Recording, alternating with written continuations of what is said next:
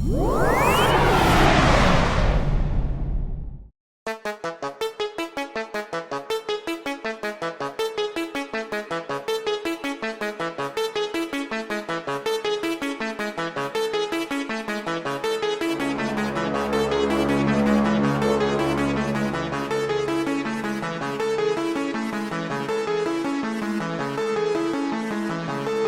Hollywood, it's Paranormal Tonight. I'm Mark Summers, and now, here's your host, Dan Harary. Hello, everyone. Welcome back to From Hollywood, it's Paranormal Tonight. I am Dan Harary, broadcasting in living color from beautiful downtown Beverly Hills, California. I hope you're all getting ready for Contact in the Desert. Believe it or not, it starts next week. I'll be there from the 27th of May through June 2, but I'll be there on the 28th of May. Officially, it starts on the 29th. So May 29th through June 2nd, contactinthedesert.com.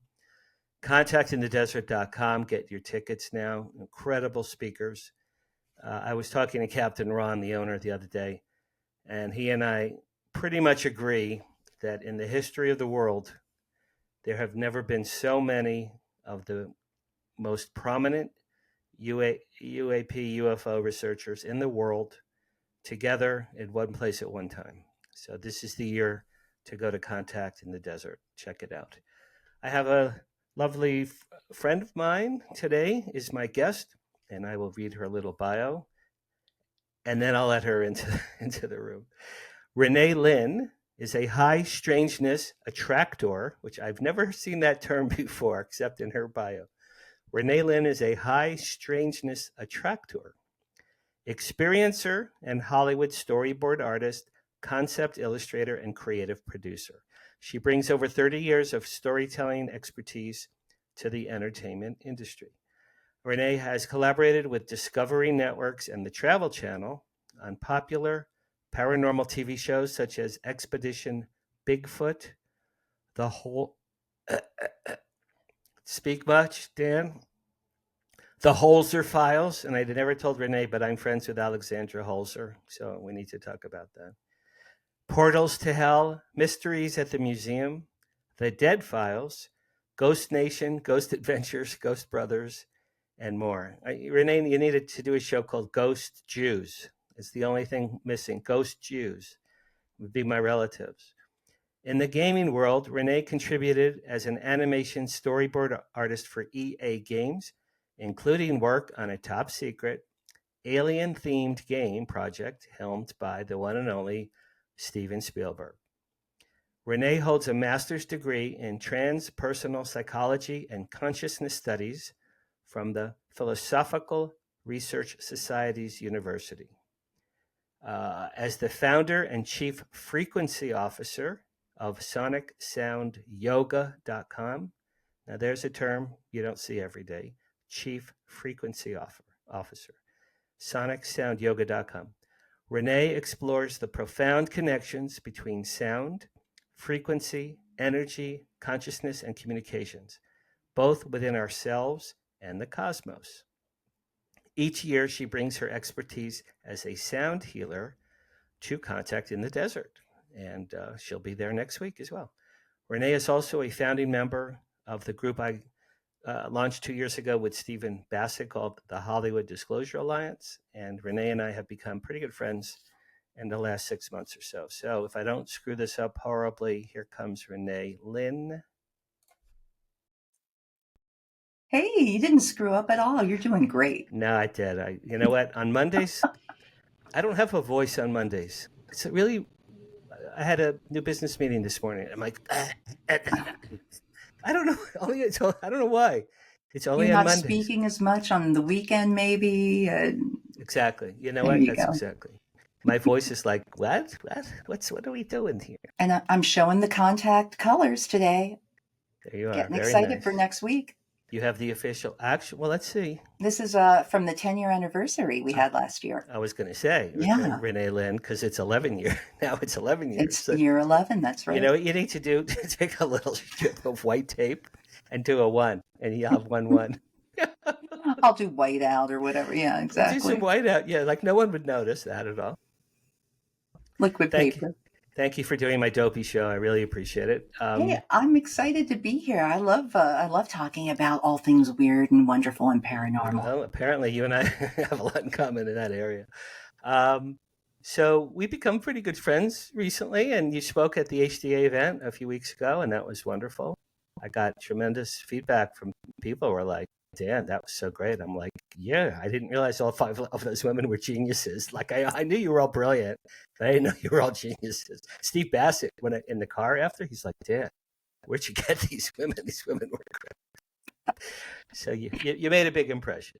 I'm glad. All right, let's start at the top. So I always ask my guests basics. I like to go very in a linear fashion. So where are you from originally?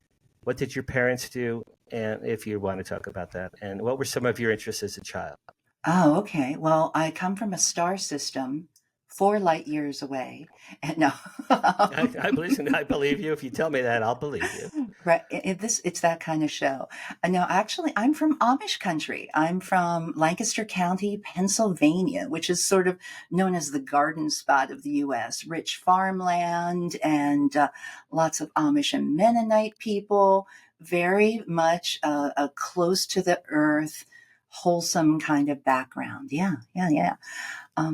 And in that area, my dad was known as the local justice of the peace, which is sort of like a lower court magisterial judge. So in his courtroom, he saw everything from, local domestic disputes to strange things that might have happened to farm animals with a Rammy farmer. But we won't get into that. This is a family show. But yeah, he saw a lot of weird and wild stuff. But as a matter of fact, one of the things that interested me about his job, I can get into a little bit as we move along, but, he would bring home sometimes souvenirs from his bizarre little cases. Whereas my mother worked part-time doing sewing and things like that at a local factory, but then eventually she went into business with my father and they spread their wings and got into some local real estate. So he was a magistrate that did real estate. A magistrate real estate. I wonder if he invented that. So now, I'm going to say 1970.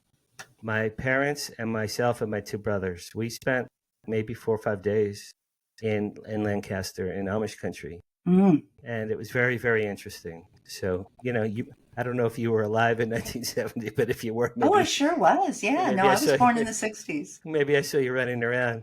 Maybe our lives intertwined at that point. Now, I know being Amish is a cultural thing, but is there a religion that goes with being Amish? Oh, absolutely. And it's very much sort of like an Anabaptist sort of plain folk kind of thinking. But yeah, it's an Anabaptist tradition.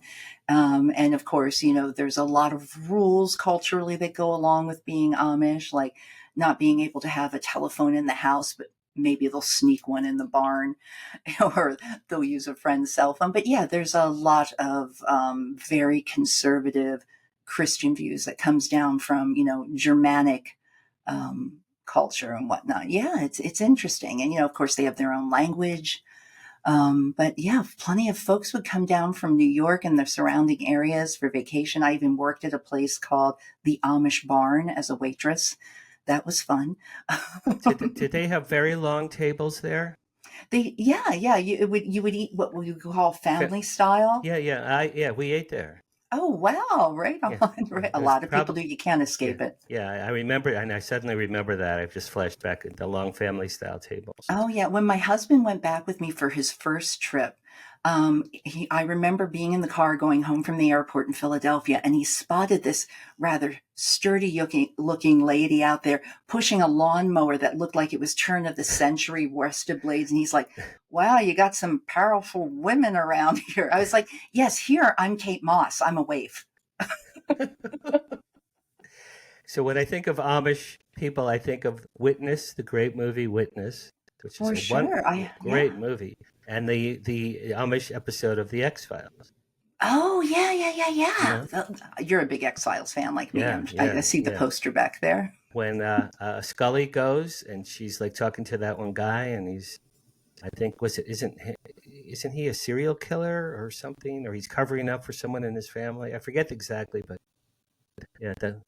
Anyway, okay. I So probably know Witness a little bit more than I remember that X-Files one. I always managed to watch the same X-Files thing where it was the guy like living underground like Chud in like, I don't know. It was weird. oh yeah, that's such a gross one.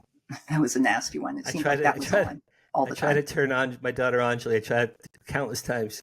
You got to watch the X-Files. Dad, it's creepy. No, it'll be great. And I put it on. I think it was that one, and she goes, no, I'm out. She got up and that's it. I'm out. I'm done. I'm good. It took me a while because I would come back later and binge it because every time it was running on broadcast, no lie, I would turn on and that would be the rerun episode. So Yeah, you had no. an affinity to that episode. So, what kind of things were you as a child personally? What were you interested in? Oh gosh. Well, you know what? I really wanted to draw. Like even when kids were running out and playing, of course, yeah, you go outside, you play till it's dark, drink out of the hose, as they say, come home when the lights are on. But I also wanted to spend a lot of time creating art. So I remember being as young as 3 and just wanting to, lay down with some crayons and some paper and just draw people and horses and things that I saw every day. So I was really into art. As I got a little bit older, I got into music, of course, became a violist in the orchestra because clarinet and I didn't get along in the band. So I switched to strings. And then from there, I taught myself keyboards and guitar and whatnot. So I was interested in anything creative and the arts. Dance didn't really stick with me. That wasn't a big thing, but it was creating art, creating music, creating sound. And then I also had a friend who got interested in the UFO thing as a young person like myself. So we would talk about that, and her mom would take us UFO hunting in 6th grade. That's cool. But yeah, I got interested in the arts, but I was also really interested in the unexplained. I was interested in mystery from an early age. I read Nancy Drew and the Hardy Boys and those kinds of books. And I was interested in mystery and what wasn't visual. And I guess as an artist, you have what's invisible in your head and you make it visible for others. So right. something about, seeing things that aren't there and making them real. I like that. That's very cool. My daughter Anjali was an artist from early childhood, and anytime we went out to eat, she would sit quietly with crayons and draw everything. But she does caricature. She could look at you She could look at you right now and do a cartoon of you. It'd be a cartoon, Renee, and it'd be spot on, perfect cartoon.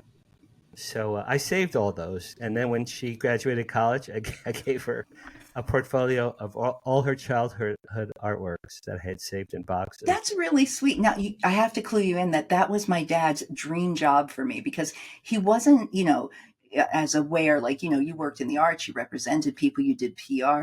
He wasn't quite savvy enough to know that there was more to careers than, amusement park caricatures. So his dream for me was to go to Disney and work as a caricature artist. I was like, no, Dad, you want to go to Disney and work as an animator. You want to work as a character artist. That's what you want to do to make the dollars. That's, in fact, the last thing I'll say about my daughter. That was Anjali's dream, would have been her dream job. Every time I visit her, she goes, she makes me watch Disney documentaries and about the animators and Walt Disney. And she goes, Dad, I was born in the wrong decade. I should have been in it. And I said, maybe you were in a past life, because every time I talk to her, that's the one thing she always wants to talk about. She's obsessed. She loves Disney stuff. Great storytelling. Great stuff. All right, so let's get weird here. Okay. You're a longtime experiencer and attractor. I love that word, of high strangeness. How old were you the first time something really bizarre off the wall happened to you? Well, so like, as I say, as early as 3, I'm remembering drawing. I mean, my early memories are of what I called my shadow people. And I don't mean shadow people in the way it's been reinterpreted today in paranormal circles. That typically is a darker than dark humanoid figure that can be quite menacing, etc. But I called these people my shadow people. Constantly in my periphery, I had people around me that appeared in like Civil War era dress, and sometimes as back as far as revolutionary people. Now, as I got older, I realize that's probably because I'm living near Gettysburg. I'm, living near all these farm fields where 100 years ago, 200 years ago, battles were being fought, etc. So, yeah, from an early age, I had a sense and awareness of beings around me. And it was interesting that they were in historical period dress. That was common to the area where I grew up. Yeah, so that early on is like my first woo-woo weird memory. Did they speak to you? Did they look at you and you saw them, or they, like you said, periphery? So they were just sort of there, but not really. Well, so then I would practice trying to get eye contact. I would practice, wanting to like reach out and have conversation. But I got to tell you, Dan, when it worked, it freaked me out and I pulled back. Because I was just a youngin' growing up in Lancaster County, at my good little Sunday school church. And it's like, you're not supposed to talk to things that aren't there. Yet we have angels. We pray Yeah. to a God that's invisible. But yeah, once contact started increasing there, I found myself getting a little freaked out. And, but they were with me for years. That happened in my periphery for years. And then, occasionally, people would come forward. But yeah, it was an interesting thing that I kind of was uneasy about because I didn't have guidance, I think. I didn't have guidance. You've seen that show Paranormal caught on tape, I'm sure. Oh, sure. Yeah. There's an episode, I'm sure you've seen it, of tourists were taking some footage of the Gettysburg cemetery at night, and you see a ghost Civil War ghost in uniform. He's walking around the gravestones. He's walking around. He appears, walks around, disappears. If that's not a Civil War ghost, I don't know what the hell that was. But yeah, you were right in the heart of thousands and thousands of warriors who had been killed. That's right. Yeah. And what's so interesting too about that time period is like, and we can talk about this as we move along. But I became aware early on that, women especially had gotten involved in what we call the spiritualist movement. So this idea of mediumship during the Civil War era really exploded in our country. Okay. I did not know that. Did you have TV or records or radio as a child? Oh, yeah. No, I was crazy for TV and whatnot, because it's like I had to watch Star Trek. I was really into that as a kid. I had to watch The Monkees, really big. Like I said, huge music fan. So I would watch reruns. The Monkees changed my life, literally changed my life. Oh, for real? Yeah. I could tell you that story later. Okay. We'll have to talk about that. Yeah. Yeah. And then 20 years later, exactly, I became friends with Mickey Dolenz. Oh my God. So I manifested a Mickey meeting. I went to a barbecue one day, go into the powder room, come out, I opened the door, and here's Mickey Dolenz right in front of me. I was like, hey, thank you. And he ended up winning the barbecue chili cook-off day. Well, it wasn't chili, it was a barbecue cook-off. He won that day. So yeah, I've sampled his meats. So to speak. We won't let's not tell his wife or his girlfriends. Right. I've heard stories about him from women. Davey moved to Amish country, before he passed. He ended up buying a place back in PA. I think he rode a horse, got off the horse and dropped dead, I think, right after he rode a horse. Now, the reason I asked if you had TV, because of the Amish people in media, they don't have TV or stereos. Right. Well, while I lived amongst them, I was not Amish. My background was evangelical Methodist, and more like the kind of place where you can't dance, like in Footloose. That's naughty. Okay, but, I never liked the logo. Have you seen the Methodist logo? It's a flame and a cross, and I'm like, that's not good messaging. That's not good branding. Yeah, isn't that the flaming cross? Isn't that the KKK? I think I was like, it's a little clanny. It's a little clanny. I don't like it. A little clanny. All right. So I know you've seen UFOs. How old were you the first UFO you ever saw? So, as I said, I had a friend, I guess it was about sixth grade. This new gal moved to town, and her mom would take us out on, say, a Friday night or a Saturday night out up onto this like high set of hills that was behind my town. And she'd bring her wine coolers. Remember Bartles and James? Yeah. I think I remember the commercials. Yeah, the two guys. Those two old fellas there. Yeah. I think that really was Bartles and James. I think It it was might have them. been. It might have been. Good Yeah. persona for Madison Avenue, right? But yeah, we would go out there and we would sky watch at night, right? So it'd be like, oh, well, what's that? What's this thing that looks brighter? What's that thing that's zipping off? So of course, now older, would I have been seeing satellites at the time, or Right. was I seeing craft? But at the time, I believed I was seeing flying saucers. I believed I was seeing UFOs. Yeah, so that would have been around age maybe 12. like 11. Yeah. Yeah. Sixth grade is 12. Yeah. Well, for me, I went to kindergarten when I was 4, so I Uh, went early. So I was 12 in 7th grade. Yeah. okay. Yeah. Because you're a genius and I'm a moron, obviously. Or my mother just wanted me the heck out of the house. Yeah, get this kid Yeah, out one of of the my way. two. Get Blondie out of my way. She's in my way. Do you have any missing time? Have you ever had missing time?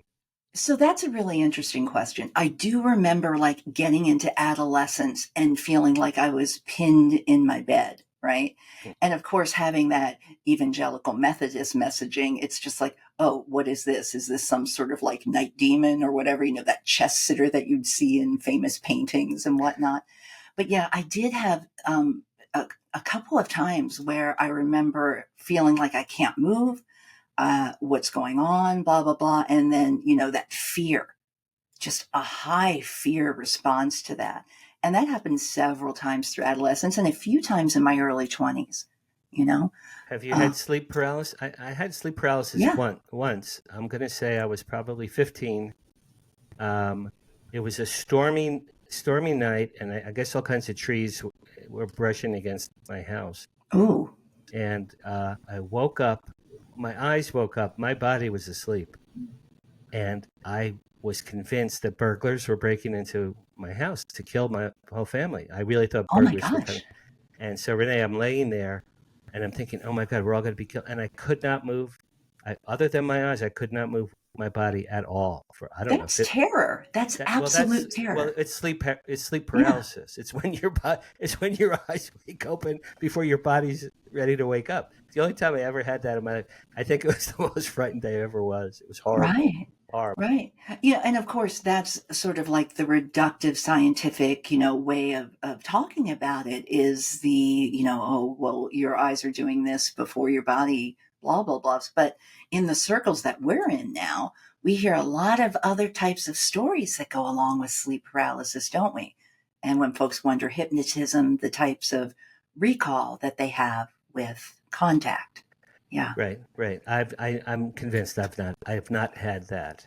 I've not had that. All right. So give me your very best UFO sighting. Like, oh my God, that's not human. Give me your best one. Give me your best shot. What was your best UFO? The best UFO sighting.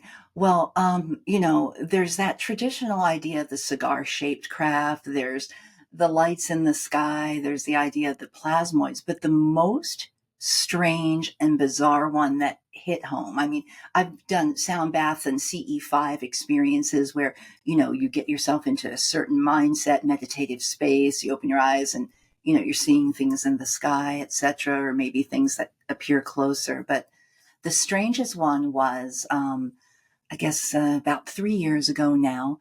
My husband and I were out in the backyard afternoon, about 4:30, doing some yard work. And I just got that creepy sense you get when something feels like, you're being watched, or you feel like something or someone's watching you, right? So, we're having a conversation. I just stopped speaking to him because I kind of turn and look over my shoulder. And coming in between my house and the other house is this flying object, silent flying object. I'd say it was about 24 by 36 inches, maybe the size of a medium to smallish window, right? Or a movie poster, actually. Yeah, right, like about the size of a one sheet. One sheet, exactly. Right. That is the size. See? That is the size of a one sheet. It's an industry term. Yeah. Yes. The size of a movie poster. And it was semi-transparent. It was about maybe less than half an inch thick, right? And it sort of was this sort of like milky bluish white, semi-transparent looking, for lack of a better term, like a pane of glass coming through. And I'm just like going in my head too, the disappointment. I was like, great, I'm getting a backyard UFO and it's not even, a cool looking craft. So, I would have but thought the same thing. Yeah, I would have said the right. same. So here's this thing, and it's like, and I know it's not, a reflection, because light going onto a tree sits on the tree. No, this is literally an object coming through. And my husband notices that I'm not responding to him. So he gets up and turns around, and I'm like, are you seeing what I'm seeing? And he's like, God, I hope not. Um, so we both stand there as this object sort of like slowly like this coming through the backyard, and it stops. And as we're staring at it, it's staring back at us. If a piece of glass can stare at you, Right. and we're standing there silently, and it kind of drifts then behind the fence that I have between mine and the neighbors, and it flies off. But the weird thing is later that night, we did have classic visitation phenomena happen to us as well. All right. So We, tell us about that. so later that evening, and of course, after this happens, we're in this strange state of calm. You have something bizarre like that, you'd think you'd be more freaked out. For whatever reason, we kind of felt calm and, whatnot. It was high strangeness. But, I've had a lot of high strangeness in my life. So here's just another chapter. But later that night, we're in bed, and I typically sleep with a mask on, and I have earplugs because he's a bit of a snorer. Right. But apparently, the way he tells the beginning of the tale, because I was blinded, lights were flashing like crazy in the room. Bright lights. So bright that behind his eyelids, it wakes him up. And he's thinking, oh gosh, Renee's left the freaking TV on in the other room. He thinks the flashing lights are a TV that's left on. He gets up out of bed and goes around the corner to where the door is, and he realizes that door's shut. And he's seeing these lights continuing to flash coming through the creases on the door, the slight opening underneath and on the door jamb side. Yeah. And it's very bright. So he comes back into bed and jumps on the bed like, Renee, I'm like taking my mask off, going, what's going on? And he tells me what's going on. And then we noticed that there were alarms going on, beeping in the house that we then discovered were alarms from our ADT, our security system. But yeah, essentially we're clearing the upstairs like SEAL Team 6. He gets like, a big blunt object. I got my rain stick sound healer. But we get down the stairs and we realize that the ADT alarm's going off and this mad sound's going and making us crazy. And we call ADT, finally get it, turned off, etc. But meanwhile, while I was on hold, I noticed that all of the display stuff on the ADT was all freaked out. It looked like glyphs instead of digitized numbers or words that normally are there. Huh. Anyway, they discovered that there was a fault in the system, and the fault in the system was on the rear window. Okay, I will walk over there.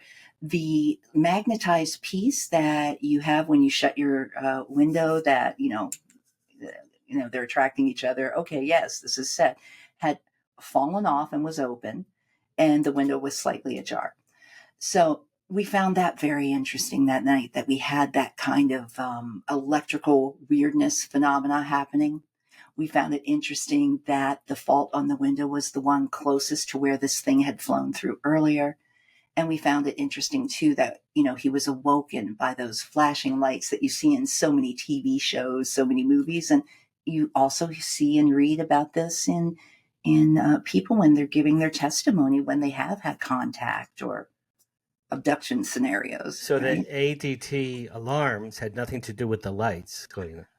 Well, we don't think so. He thinks that might have come from visitation, right? Yeah. We don't have any lights in the house that are connected to an alarm. But that idea of the flashing in the bedroom, I know I've seen and read that in many accounts. It reminded me of the Whitley Strieber movie Communion. I never read Communion, the book, but I've seen the movie a few times. Oh, yeah, I remember that movie just scaring the heck out of me, right? Like the log cabin is lit up bright. It's in the middle of the night, it's just lit up bright white, and people are like, what's happening? I don't know. Yeah. Back to sleep. Yeah. That's scary, man. Yeah, but it's weird. I remember when I told Earl about this, our dear Earl Grey Anderson. Our dear friend. Yeah. Southern California MUFON leader down here about it. And he goes, yeah, it's interesting how sometimes when these things appear, they appear to you in a way that's completely a 180 to the way that you would imagine it to be. So yeah, it was a high strangeness thing. I have to, though, quip that Ben Hansen, who we know from several UFO shows, when I showed him a picture of an artist's rendering I did of it, he goes, yeah, I think that might be part of this Microsoft program that I had heard about. I'm like leaning in going, really? He goes, yeah, they have a lot to do with Windows because it looked like a window. That's funny. That's a pretty good joke there. I thought he was being quick. He was being quick. That's very quick. Okay, we're going to take a little break right now. We need to hear from a very handsome fellow who's going to be talking about his book called After They Came, and we'll be right back. Hi, I'm Dan Harary, author of the sci-fi novel After They Came. After They Came tells the story of Jonathan Tuckerman, a Los Angeles man down on his luck and truly alone in life, who decides to mark his 70th birthday by drowning himself in the Pacific Ocean. Instead, he inadvertently becomes the world's Wonder Man after a pair of extraterrestrial visitors from the Pleiades appear in a giant spacecraft, pluck him from the sea, and present him to the media and the world as their ambassador to mankind. Many leading UFO researchers have embraced After They Came. Nick Pope has called the novel, quote, a delightful tale of wonder and hope. Richard Dolan adds, quote, this book is a captivating novel of benevolent alien contact. And famous alien abductee Travis Walton has said, quote, After They Came is presented in such a graphic visual style, it could serve as the basis for an entertaining film adaptation. After They Came is now available on paperback right here at Genius Book Publishing. And we're back. By the way, my book, After They Came, is now also available as an audiobook. It just was released as an audiobook. After They Came, print, ebook, audiobook, all available on Amazon.com. Thank you. All right, I got to read this one because it's too complex for me to say as a normal person. Oh, what's that? Okay. What do you got for me? You believe that UFOs and paranormal phenomenon are interfrequential. Frequential. That's a word. Frequential. Put the freak in frequential. Frequential. Yes. That everything is frequency based, as opposed to what many describe UFOs as being interdimensional. Well, I'm pretty sure some of them are interdimensional. How did you get involved in this area of interest and study with sound frequencies and aural, AURAL, and all the things with your sound baths? How did all of this? And you said you were a musician, which is a logical starting point. But how did this evolve to the point where you're at now? Well, that's a really interesting question. And the idea about, interdimensional beings, when we think about things in the physical Newtonian way that we're taught in school, like I'm dropping the apple and we have gravity, we're taught a set of physics that seem to differ from what we're encountering now. Once we've entered sort of like the quantum world, if you will, right?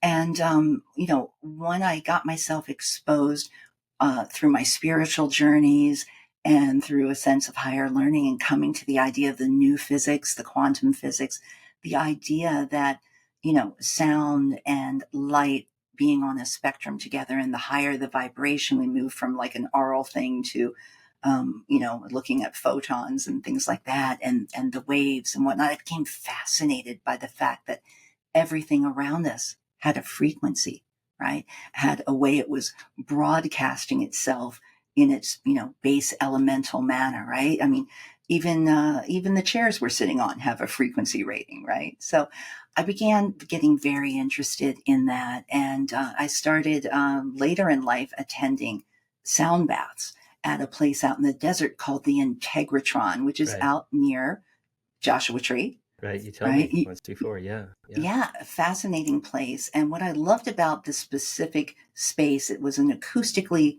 perfect sound chamber, but it was there that I was exposed to the wonder of crystal singing bowls. Now, I had seen Tibetan bowls, growing up, the metal ones, the brass ones, etc., and the mesmerizing sounds that they have.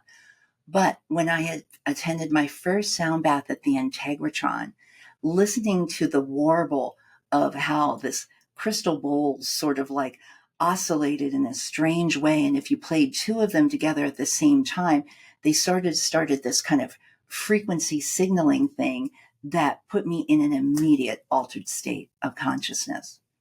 So my husband and I are both bikers. He had been in a horrible automobile accident. And when he was able to walk again, I knew that I needed to get him down to the Integratron for a sound bath, because I thought the relaxing tones and what I was seeing and feeling myself as far as a healing modality would help him, because I believe that the better we sleep when we've had trauma, surgery, etc., the more quickly our inner repair system can work on us. But what I discovered the day I took him to a sound bath, we got him upstairs in this dome-shaped building with these amazing crystal bowls, and he had no ability to move his left arm. In the motorcycle accident, from here to here, the bones were shattered, the nerves were severed, and he had no mobility in his fingers and his arm. He was in a sling, he was in a cast. But what happened that day is when one of the gals who provides and facilitates the sound bath played this particular tone, this F sharp bowl, his fingers started moving. That's amazing. And he tapped me, and I saw what was going on, and I just started crying. Dan, I tell you, it's just like right then and there, I saw the true healing power that frequency and sound has. And I saw the true effect that sound has to penetrate the body and create a mobile physical reaction where our own mind in regular consciousness couldn't. So yeah, that's where I got really interested in frequency. About how old were you at that time? Oh gosh, this would have been, I started going to the sound baths there in the early 2000s, and he had never really accompanied me until his accident. I would have been with him there in 2009. But you were there in the early 2000s. Yeah. Okay. Yeah. Now, at the event that we did for Hollywood Disclosure Lines recently, and forgive me if I'm going to say this wrong, but it's okay. I think you gave out the premise that perhaps UFOs and extraterrestrial visitors who travel through the galaxy use sound waves to travel by. They travel through sound frequencies. Is that something that you said? Yeah, we were talking a bit about that. The idea that there is propulsion that is being used through electromagnetic pulsing and sound and frequency is fascinating to me. And again, I'm no physicist, but when I would watch shows like, say, the Skinwalker Ranch, etc., you will see how like the military and they themselves would be using frequency bands and getting certain responses at low frequencies. Right. But early on, physicists earlier in like the 20th century were experimenting with higher frequencies in the 1400 megahertz range to perhaps, communicate. But as far as propulsion, I'm fascinated with the ideas that I've read about in the physics that sound and frequency could actually propel craft as opposed to combustion like we're used to seeing, with explosion and fuel. The idea that sound and frequency can move something forward. And, we see stuff like that in simple presentations on YouTube. I don't know if you've ever seen people where they're actually levitating an object using a certain frequency. It's like getting lift. A little bit, yeah. Yeah, well, it's fascinating. The famous Memorex commercial when the lady opera singer sings a high note and the glass shatters. The glass breaks. Yeah. That's from audio sound waves as well. Yeah, the idea of propulsion, though, through sound fascinates me. But I think I'd find myself more interested in like making connection and contact and whatnot through sound. Have you? So we've verified that you've met some Civil War and Revolutionary War spirit ghosts, soldiers, whatever. Have you seen, met, or been in the environment of an extraterrestrial being Ah, of some kind? so I feel like where that kind of thing has happened, where I haven't feel like I've physically seen a manifestation, I feel like I've had connection and download through altered states of consciousness. For example, this last time that I was at the Integratron, I had what I would describe as an OBE, an out of body experience, where, I feel like I'm lifted up, I'm seeing my body inside this space. But at the same time, then when I would close my eyes, there would be a scene around me where I'm getting, it looked like my body was on a table and I was surrounded by almost like mantid like beings, Wow, right? really? And it Wow. seemed like that they were working on like my gastrointestinal system. I have a little bit of a gastric issue, got a little of the GERD and whatnot. And it felt like I was receiving through the frequencies I was hearing in the room, taking me into this out of body experience. I then was witnessing other types of beings interacting with me on what seemed to be an astral level, a soul level, etc. Whereas if I opened my eyes, I was still back in that room. But as soon as I would shut, I was back into that scene that was being produced or brought to me or instigated through sound and an altered states consciousness experience. Now, I'm assuming you've done DMT. I don't know. Are I'm my just parents asking. watching this? Oh wait, they're Tell them, deceased. tell them not to. Yeah, tell them not to. Well, Yeah, what's so interesting about dimethyltryptamine? It's like you don't have to do it to have it. Why am I saying that? It's a naturally occurring substance that's excreted by the pineal gland or the pinecone shaped gland the way back there third eye, right? in the third eye, right? Right. So what is it? NN dimethyltryptamine, right? So yeah, the fact that we as humans and even in the animal kingdom and some of the plants, that this naturally occurring substance exists is fascinating, right? But there's a lot of reports from people when they do this substance, when they use this particular chemical, when they get involved into this state, suddenly they're transported oftentimes into um, spaces with extreme interesting architecture that you've never seen before, colors that you've seen never before on the spectrum that through our regular light. It's just like everything is in this weird, ever changing visible landscape. But at higher doses too, then people are making contact with non-human intelligences. They're making contact, maybe depending on their belief system and their bias. Maybe sometimes they're thinking they're talking with angels, etc.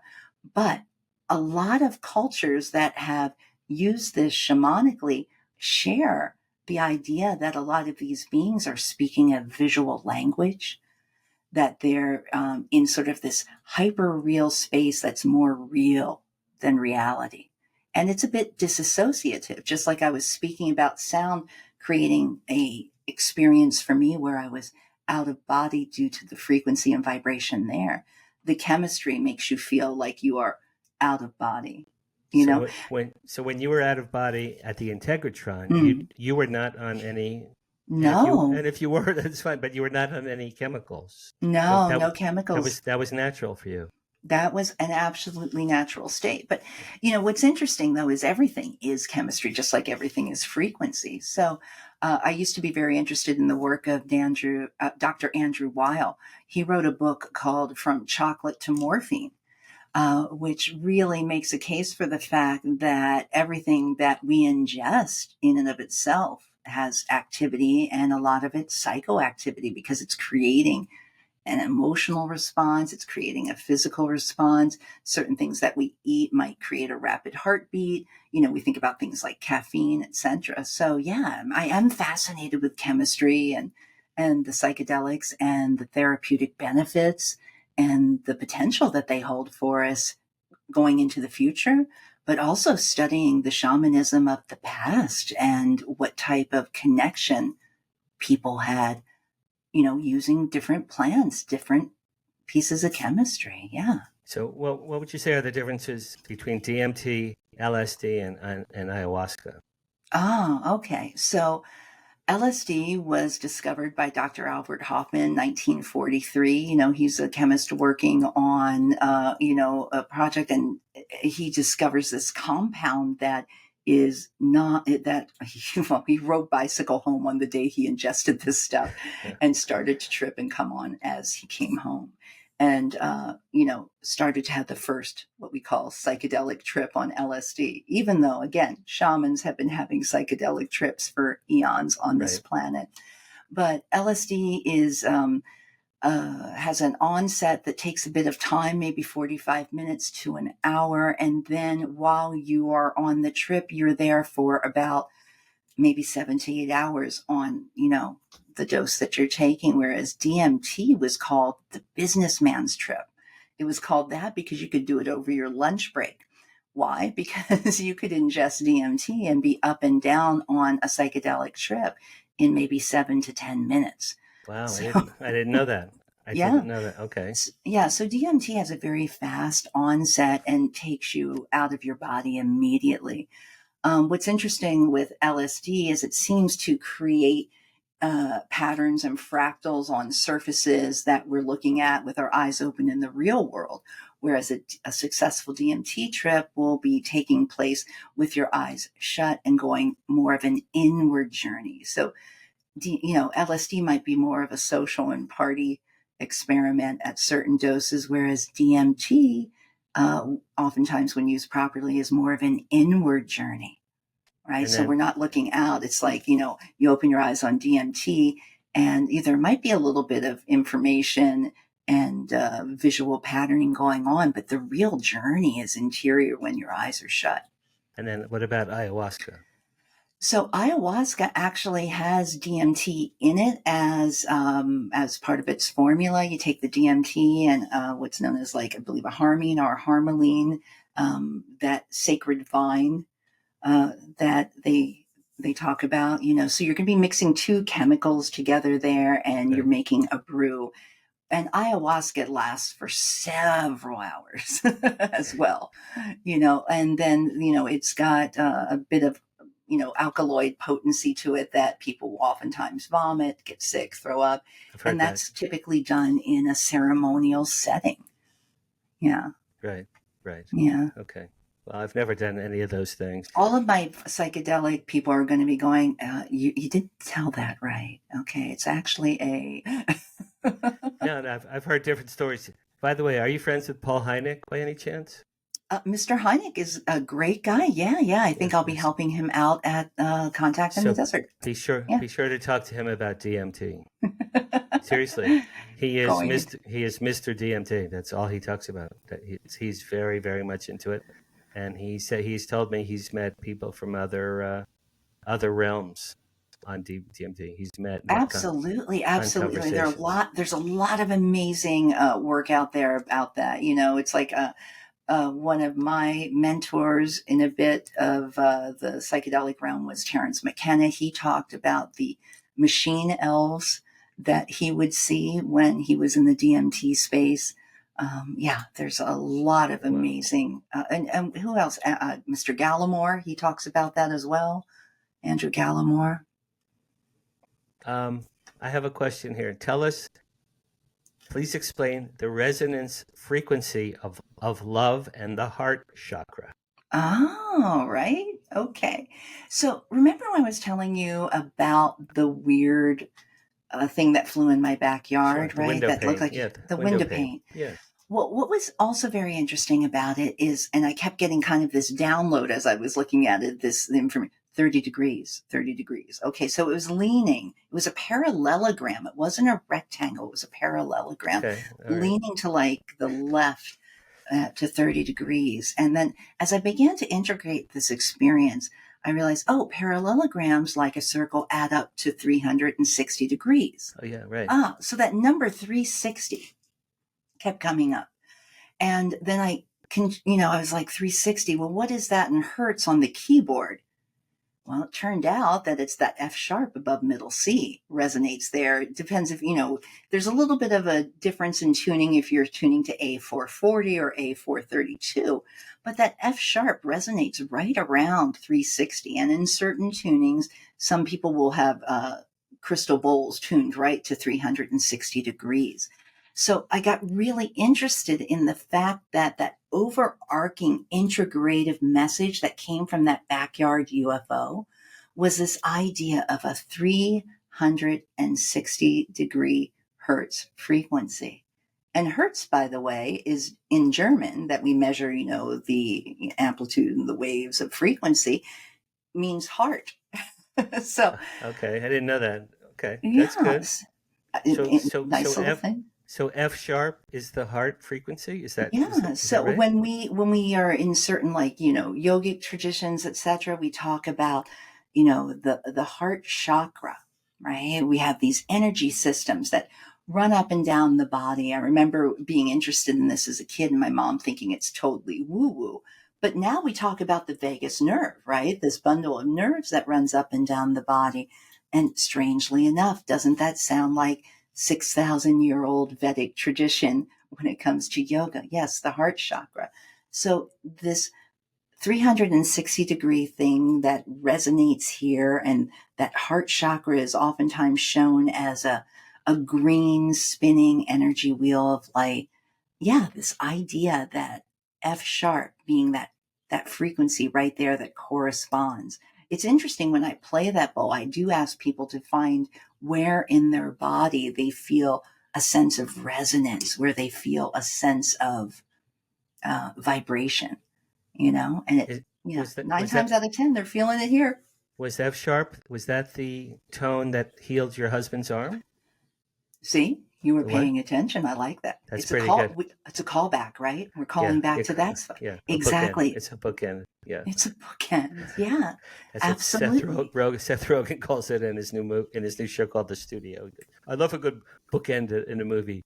Hey, that's F a good sharp. show. And It's a, incidentally, I storyboarded the trailers for that. did you? Yeah. Yeah. Well, that's great. So that was going to be my next question. You and I both work in Hollywood in the entertainment industry. What's really interesting about you is I think you're like doubly gifted from what I see. You're Mhm. an art, like a true artist, and you also have a really hardcore science brain. And you are very much. I mean, my father was a physicist, genius, and my mother was a poet and an actress and a screenwriter. So, like when I see you, you're like the best of both of my parents. You have that brilliant science mind, but then you could probably draw anything on the planet and give it to Spielberg, and he'll go, "Oh, that was great." So you're an interesting character. So we're both part of Hollywood Disclosure Alliance, obviously. Right. How do you think Hollywood can help move the disclosure movement forward Mhm. at this point in 2025? I think we're getting into a strange space in history where, in a way, I kind of feel like we're sort of regressing away from wanting to read a lot of the times, and we're speaking in pictures. It's like this pictorial thing. And what is the most visual, impressive medium that we have has been like the motion picture, television, TV shows. People want to see information. Like, even I was talking about the DMT language, it was a visual language. It's language that could be seen with light. You know, I think definitely the Alliance can help storytellers bring information to light when it comes to non-human intelligences and other ways of thinking other than Newtonian physics, and perhaps maybe what they've been taught by society, culture, the church, etc. So I think we could help ease what I call the terror of ontological shock when it comes to thinking that maybe we're not alone in the universe. So I think having a bunch of storytellers, a bunch of technicians, a bunch of artists who have worked in Hollywood who are open-minded or have had experiences themselves can lend an authenticity and credibility in storytelling to help sort of I don't want to say non-believers, but maybe non-experiencers open their minds a bit to the possibility, to the biggest question: are we alone? That was very well said. Well, I mean, you know that I met Stephen Bassett 2 years ago. We became Yeah, friends. I conceived this idea, and the idea is to put it's a networking group. Half of our members are UAP, UFO, ET experiencers, researchers, and right. disclosure advocates, and the other half. And when I say Hollywood, I've been explaining this. Hollywood doesn't mean the city or the town or the Mm-mm. movie studio. Hollywood means, and I just came up with this the other day. Hollywood means anyone who has the ability to bring a story to a screen. I think that's a pretty good explanation. Writers, producers, directors, performers, and Right on. as networking together, and we're a year and a half old. We're only a year and a half old. We have 210 members now, I think. Um, the goal is to help nurture and gestate the next era of movies, TV shows, and documentaries, hopefully based on the real life stories of real life people, real life experiences. Because, I mean, Travis Walton, Betty and Yeah, Barney Hill, the guys from yeah, Pascagoula, there have only been a few historically, quote unquote, famous people. There are probably what, a couple of million. I mean, I've had experiences. You have sure. millions of people have had remarkable experiences. We've only on the screen. We've only seen what, seven? I mean, right, like real life, based on real life. Right? Travis Right. Walton comes to mind. What, a few, and there's probably 3 million incredibles. So over the course of time, and if disclosure ever happened, it would elevate this to move it more quickly.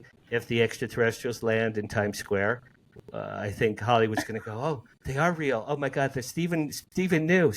Oh my God. And now we have to start scrambling. So hopefully they'll find Hollywood disclosure lines because our 200 people between them, we have incredible stories. Oh my Incredible gosh, yeah. stories. You're absolutely right. It's like I think about, like, that Schopenhauer quote, or it's attributed to him, that all truth passes through three phases, right? First, it is rejected, then it is ridiculed, and then it is accepted as if it always was. So I kind of feel like with proper storytelling, you can kind of bridge these gaps of disbelief into open mindedness, at least, right? That it's possible that maybe what you learned originally might not necessarily be the truth. John Lennon's Aunt Mimi used to say, John, you'll never make a living with that goddamn guitar. So, right, talk about ridicule, rejection. And then when he became a Beatle, he set her up in a mansion with millions. Oh, yeah, John, he's a genius. I knew all along. I knew. She yelled at him, threw him out of the house. Get your goddamn guitar. Sing with Springsteen's father. Get your goddamn guitar out of my house. He used to throw Bruce out on the street for years. And then once they become, yeah, no, I knew he was a genius. No, you. Oh, I suffered through it, like I said, with my mom was more supportive of my, wanting to follow my heart and draw. But yeah, like I said, Dad thought the only way you made money was at the amusement park making caricatures. So Well, that is a job. That is a it job. is. There are people It that do is. that. Yeah, There are yeah. people, no, but you can't afford to live in Southern California on that alone. Well, look, I came to be a comedy writer. I was 24, 1980, Oh, wow. with scripts, and I came to be a comedy writer. And 45 years later, I've been a publicist for 41 years. Why? I had to make a living. I had to support a wife and two children. I had to send two kids through college. Yeah. So, yeah. You can't always get what you want, but sometimes you can get what you need. Mick Jagger. I tell that to my daughter quite often. We're running a little tight on time. Oh, gosh. You are going to be presenting some sound baths at Contact in the Desert. For someone who's never been to Contact in the Desert, how do you? We'll end on this. How do you Okay. explain the conference and your role with the sound healing sessions that you'll be doing there? Wow. Well, I often will start off saying, to me, Contact in the Desert is sort of like the Coachella or the Woodstock of UFO conferences, right? Exactly. And I like the word conference rather than convention. Why? Because I feel conference has an air to it that is more about maybe the research and academic approach Yes. to this. So it's not necessarily the tinfoil hat club, although that's really fun and very chic and shiny.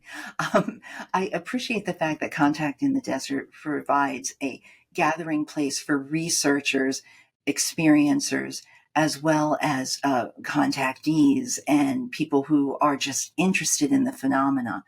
And as far as the sound bath goes, I feel it's a perfect modality to have at the end of the day after your mind has been racing from lecture room to lecture hall, from one experience to the other, getting all of this new, up to the minute, up to the moment information from ex-government workers, whistleblowers, as well as people, as I said, who are the cutting edge researchers. Right. So at the end of the day, it's nice to relax your mind and body and get into a space of letting go. And some people use the sound bath at Contact in the Desert as a precursor to their own CE5 or Close Encounter of the Fifth Kind frequency mental state, so they can maybe go out in the evening, go out, look at the stars, maybe go out into the desert away from the hotel and make actual contact. That's terrific. It's almost like a glass of wine. So Chris Bledsoe's doing the CE5 this year. Oh, okay. Yeah. Were you at the CE5 last year? So you know what? A lot of the stuff that was running at night, I would be doing my cleanup after. Okay, because I missed it. I need a roadie. Well, because the reason I bring it up is there was a UFO sighting that we had. I was there. And, so you were with that group. I saw it. Yeah, I saw it. It was the fourth UFO in my life. It was fantastic. It was a craft attached to a living creature. There was a creature underneath a craft. The creature looked like an octopus. And we don't have time to do that, but it was an octopus. It was basically an octopus, suction pods on top of a flying V. Okay. And the octopus was pulsing like it's a heartbeat. I saw it with as clear as I'm seeing you right now. I know you don't have time, but strange attractor wise that night, I didn't stay on site last year, so I had to commute back and forth. That night that occurred, it turned out something strange happened to me in the parking garage. Do you have a second? I think you mentioned that. Yeah. Okay, quick. All right. So you mentioned these tentacle-like things. Yeah. I'm walking towards my car. I'm in the very back parking, and I hear this scuttling, scurrying kind of sound, right? A scuttly sound.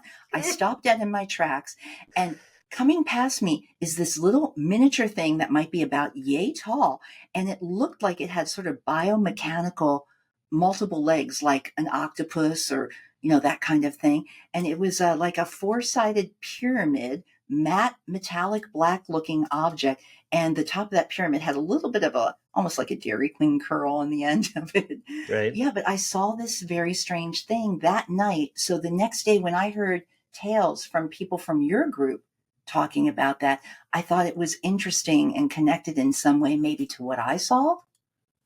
Perhaps if it was concurrent, if it was the same date, Same night. same date, same hour, same location. Could be. That's very cool. Well, I look forward Very to strange. hanging with you at Contact in the Desert. We can hang out, and thank you for doing the show for me. I appreciate it. Thank you for letting me come out of the closet with my woo-woo weirdness on your show. Sure, that's fine. Now you become one of my favorite people, so I know you and I have become friends, and we text all each other about all kinds of dopey things. Stick around. I have to make sure you upload. Sure. And that's it for this week. Next week, my partner, Steve Bassett, my one and only partner, Steve Bassett, is going to talk about all things disclosure, far more than you'd ever want to know about capital D disclosure. Ooh. Thank you for watching. This is Dan Harary from Hollywood. It's Paranormal Tonight. ContactInTheDesert.com. Thank you for watching.